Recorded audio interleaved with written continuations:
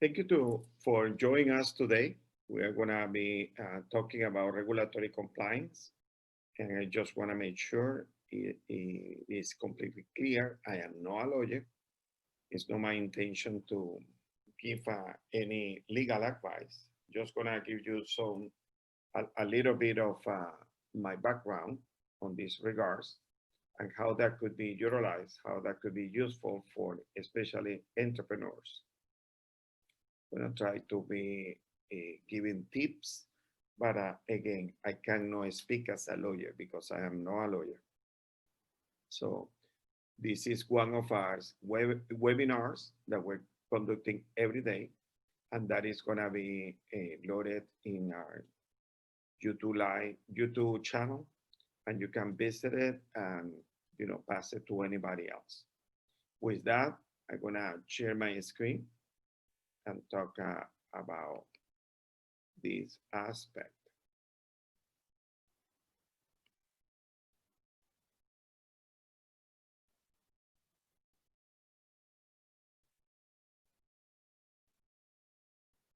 My name is Miguel Garcia. I'm the president of American Business Excellence Institute, in short, ABI Institute.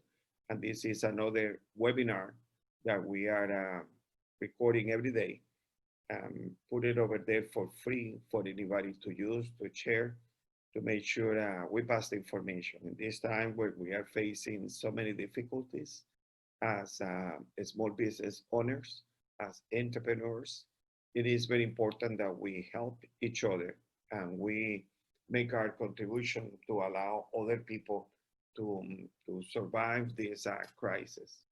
It is easy what is happening worldwide, and that is affecting everybody, and especially we small business owners.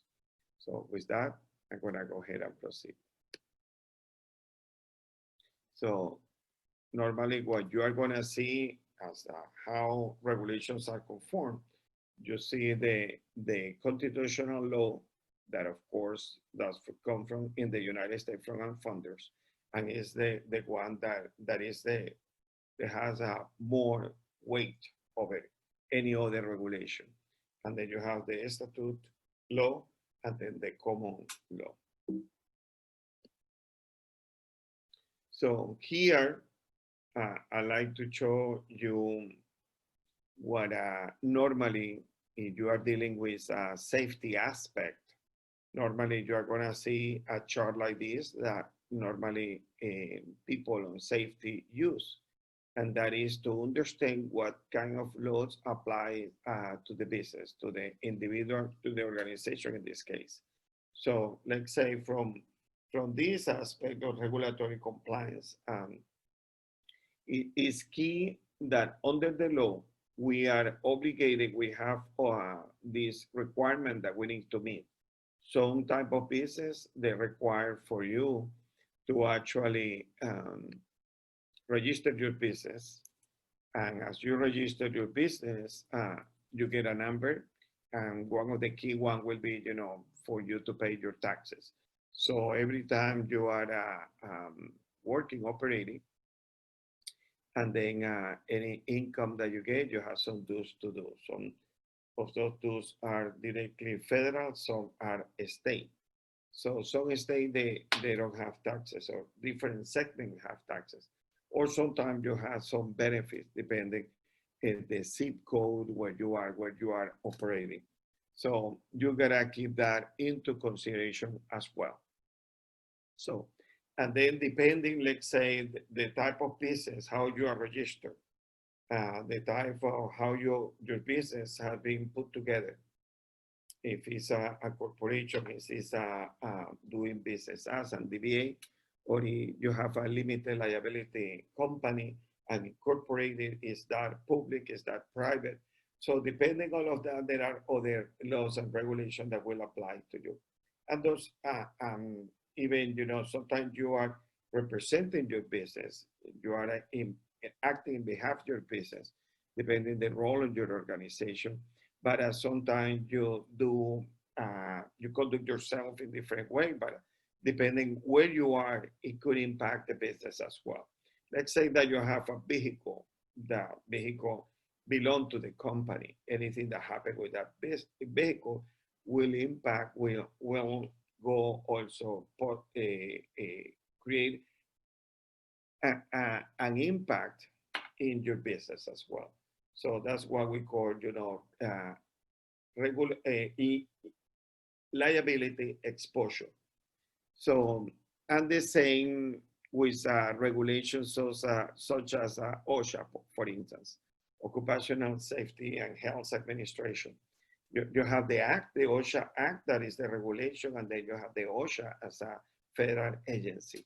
So depending, sometimes there are states like California that is an OSHA state. That means that that state have their own regulation on their safety. And another case will be environmental regulation, Department of Transportation. So there are different legal aspects that will impact your business. If you decide to engage in operations, let's say a security company, so that has another impact. So it's very important that you understand what regulations apply to your business, and according to how you conduct business, if you might be getting into something that initially you didn't know that you have to comply with. For instance, you're in the food restaurants, for instance, food business, and then there are more regulations will be at the local level. Like you have the health department, but also you have the regulation within the state of the municipality. You have those ordinances that you have to meet as well. Depending the regulation, what level, what areas impact, you have to be careful because you are representing your business. Anything that you do, in some cases, also go to you. So there are areas that were civil or criminal area that will impact you. So it's very important to make sure you understand you have, let's say that you have to fill a report. You have to submit a report. So you gotta make sure you know when are the due dates that those reports have to be submitted. Is that electronically? Is that on paper? If you are subject to audit, so you might be audited according to what you reported. So you have to have protocols within your business. In law, there is something that it says that if it's my eye view, I can have access. So let's say it's an inspector, regulatory individual that is representing the federal, state, or local. If you let them have visibility to your records, they are entitled to say, I want a copy of this, or I want to see it.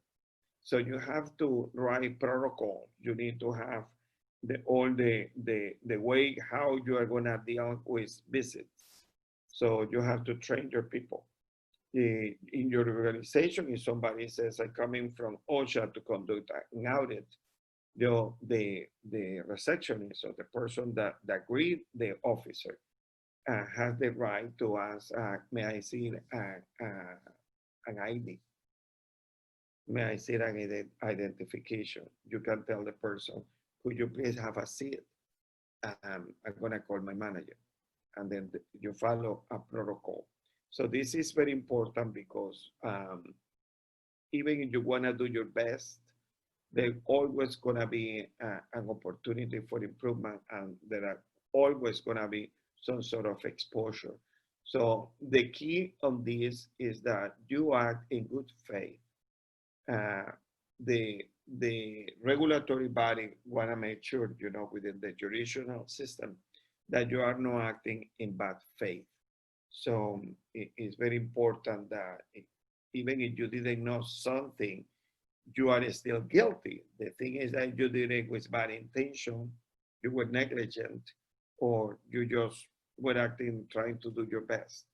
So nevertheless, make sure be careful If something is recurrent, the impact that that will have on you, on your business, is even heavier.